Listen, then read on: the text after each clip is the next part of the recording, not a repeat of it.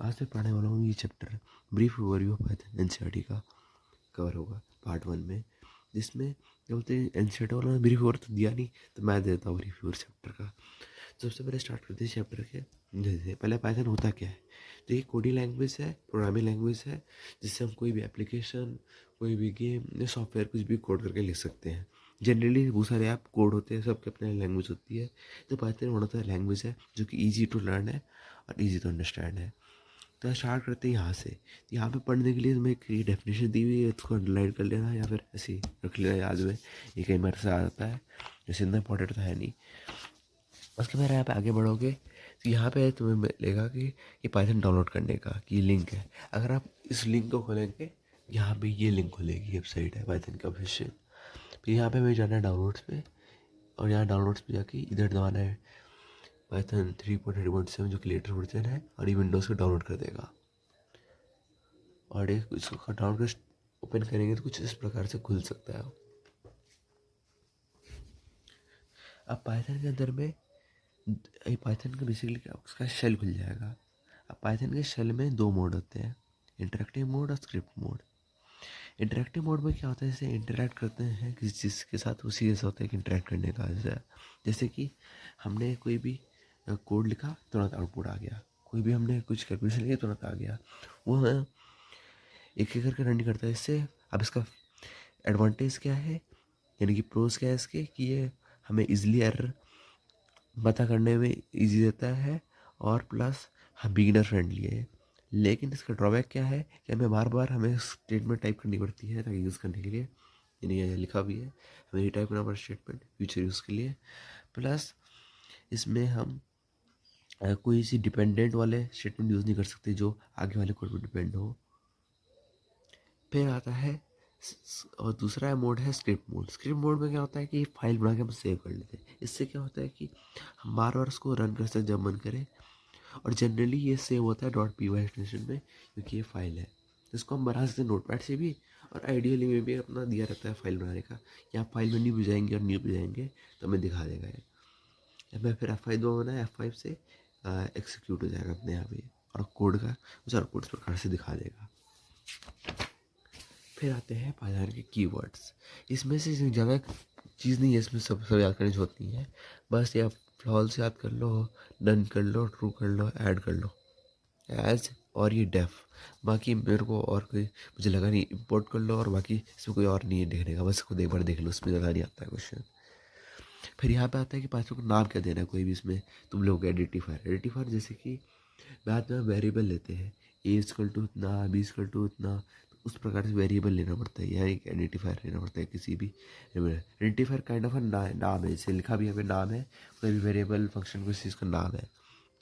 हम इसको किस चीज़ से रख सकते हैं नाम। अब नाम हम रख सकते हैं small A, capital A, small alphabet, capital alphabet, underscore sign. बस नंबर से नहीं लिखना है स्टार्ट में, बाद में नंबर लगा सकते हैं, जैसे कि हेलो 1 2 3 इस टाइप से नंबर लगा सकते हो लास्ट में, लेकिन स्टार्टिंग में नहीं लगाना है, बस सिंपल सा रूल है। और इसमें से जो भी दिया हुआ है ये सब यूज़ नहीं करना है, तभी मैंने याद करने बोला था। इसमें जो भी लिखा बस वो सब यूज़ नहीं कर सकते। मुझे अपना अलग का नाम बनाना है, अजीब अजीब सा नाम बनाना है। उसके बाद यहाँ पे ये सब रट्टर अलाउड नहीं है आइडेंटिफायर में। इसके बाद बढ़ते हैं पे वेरिएबल के बारे में दिया हुआ है थोड़ा सा, इसको पढ़ने मन है पढ़ लेना।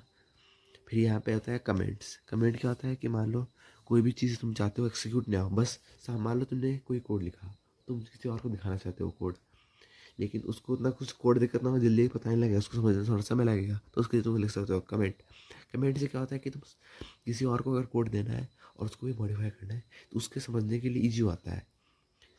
लेकिन अगर लेकिन ये एक्सिक्यूट नहीं होता है ताकि तुम किसी को भी दिखा सको कि मतलब क्या हुआ है। फिर इसमें कमेंट के साथ आता है, इसमें कुछ डिफरेंट टाइप का कमेंट होता है जो कि बुक में लिखा नहीं है, मैं दिखाता हूँ। जैसे यहाँ देख सकते हैं, तो अगर हम ट्रिपल कोड डालते हैं और यहाँ पे ऐसे टाइप कर सकते हैं, फिर हम एंटर करके, और ये लिटरली यहाँ पे एक मल्टी लाइन में अगर हमें डालना है कोई कमेंट तो हम ऐसे टाइप कर सकते हैं। फिर इसके बाद यहाँ पे दिया हुआ है डेटा टाइप कितने प्रकार के होते हैं। तो उसमें सबसे पहले तो हमारा आ गया स्ट्रिंग, जिसमें कोई भी अल्फ़ाबेट आ सकता है, अल्फ़ा न्यूमेरिक कोई भी आ सकता है, यानी अल्फ़ाबेट और नंबर। फिर होता है नंबर तुम्हारा, नंबर में आता है तुम्हारा इंटीजर, इंटीजर इंटीजर आ गया, जैसे माइनस प्लस जीरो जो भी हो गया था इंटीजर। फ्लोट में आ गया डेसिमल वाले। कम्प्लेक्स आ गया, कम्प्लेक्स नंबर उतना भी हमें है नहीं यूज़ में, तो कम्प्लेक्स नंबर को भी साइड में रखो। फिर यहाँ पे अगर हम टाइप कमांड है, टाइप करके ऐसा कोई भी टाइप करेंगे तो ये बता देगा कौन सा डेटा टाइप है वो। फिर सीक्वेंस, सीक्वेंस में आ गया वही तुम्हारा स्ट्रिंग, एक अल्फ़ा न्यूमेरिक कोई भी कैरेक्टर होता है, जिससे जैसे मैंने अभी लिखा है हेलो, तो यहाँ पे ये अल्फ़ा न्यूमेरिक है। और अगर तुम नीचे पढ़ोगे लिस्ट में, तो यहाँ पे लिस्ट दिया हुआ है,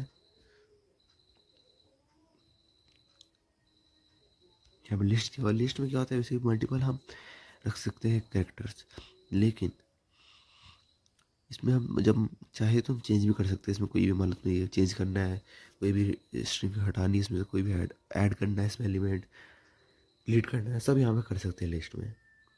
फिर आता है यहाँ पे टपल। टपल में क्या होता है कि सब इसमें एक बार बन गया तो क्या बोलते हैं, चेंज नहीं होता है। इसमें चेंज हो, लिस्ट में चेंज हो सकता है, इसमें चेंज नहीं होता। और इसमें याद रखना राउंड ब्रैकेट होता है इसमें टपल के लिए, और इसमें होता है स्क्वायर ब्रैकेट, पैरेंथेसिस मतलब ब्रैकेट होता है। अब डिक्शनरी आ गई। डिक्शनरी मतलब एक होता है क्या बोलते हैं, एक होता है की, और एक होता है हमारा क्या बोलते हैं उसको, एक वैल्यू जो कि असाइन करते हैं। जैसे फ्रूट में एप्पल ले लिया, फिर हमने कोड ले लिया, इस टाइप से हम ले सकते हैं। फिर यहाँ पे आता है हमारा ऑपरेटर। ऑपरेटर हो गया तुम्हारा प्लस माइनस वाला, मल्टीप्लाई डिवाइड। यहाँ पे टेबल में देख लेना, तुम्हारा नॉर्मल मैथ का प्लस है, माइनस है। मल्टीप्लाई के लिए हम एस्ट्रैक्ट बोलते हैं, देखना मल्टीप्लाई इसमें साइन नहीं होता, एस्ट्रैक्ट होता है। फिर डिवाइड की जगह इसमें स्लैश होता है, जिसे लिखते हैं स्लैश। फिर परसेंटेज मतलब मॉड्यूलस होता है, इससे क्या होता है कि रिमाइंडर आता है, रिमाइंडर निकालने के लिए। ये है फ्लो डिवीज़न, ये तुम्हारा इसी के जैसा है, बस अंतर इतना है कि ये तुम्हारा डेसिमल को हटा देता है।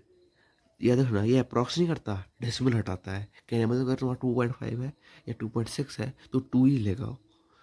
फिर ये एक्सपोनेंट है, पावर जो देते हैं किसी चीज़ को, तो पावर देने के लिए है। फिर यहाँ पे आता है ये तुम्हारे असाइनमेंट ऑपरेटर थे, ये तुम्हारे मतलब अरिथमेटिक ऑपरेटर थे तुम्हारे, ये है रिलेशन ऑपरेटर। इसमें इक्वल टू दोगे तो ये देखा वैल्यू तुम्हारी ट्रू फॉल्स में, जैसे कि चेक करने के लिए कि एक की वैल्यू दूसरी वैल्यू सेम है कि नहीं। फिर ये नॉट इक्वल टू, दूसरे की वैल्यू वाली वैल्यू दूसरी वैल्यू का सेम नहीं है तो ट्रू देगा, अगर सेम है तो फॉल्स देगा, उल्टा है ठीक। फिर ये ग्रेटर देन निकालेगा कंपेयर वाला कि ट्रू है फॉल्स उस हिसाब से, और ये लेस देन है, ट्रू फॉल्स निकालेगा, सिंपल से है। फिर आता है असाइनमेंट ऑपरेटर, ये तुम्हारे वेरिएबल क्या बोलते हैं वैल्यू असाइन करने के लिए। नॉर्मल इक्वल टू तो पता ही है, प्लस इक्वल टू इसके जैसा है एकदम। ये जो चीज़ होता है, अगर x plus equal to Y करोगे तो ये x equal to X plus Y करेगा, जितना है तो उसके स्टार्टिंग में लोगे वैल्यू और उसको दोनों का प्लस करेगा और इसकी वैल्यू पुट कर देगा। सेम इधर भी होता है और सेम ऐसा भी चलता आता है। फिर आता है लॉजिकल ऑपरेटर, एंड और नॉट। इससे ये होता है कि जैसे कि अगर दोनों स्टेटमेंट सही है, अगर एंड लगा दो तो दोनों स्टेटमेंट अगर सही है तभी ट्रू देगा, अगर तुम लोग को एक गलत होगा तो फॉल्स दे देगा। और में क्या होता है कि दोनों स्टेटमेंट जो है उसमें से कोई भी एक सही हो जाएगा तो दे देगा, और मतलब ट्रू दे देगा। नॉट में क्या होता है कि अगर कोई चीज़ सही नहीं होगी तभी ट्रू देगा, जितना उसका आना चाहिए, मतलब जो आएगा जैसे फॉल्स आ रहा है उसको ट्रू कर देगा, ऐसा टाइप का होता है।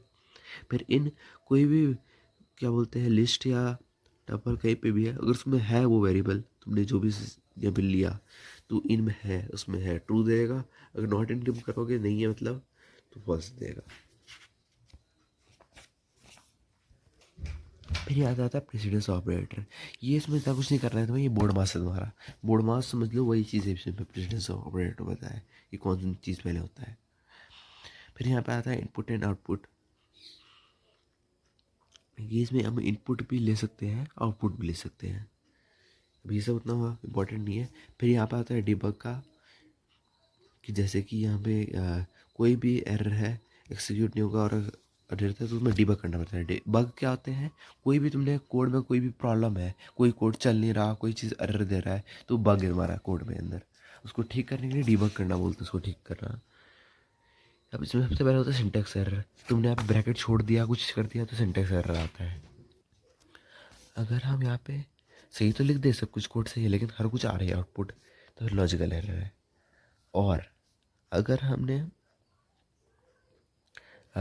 हमने यहाँ पे ले लिया जैसे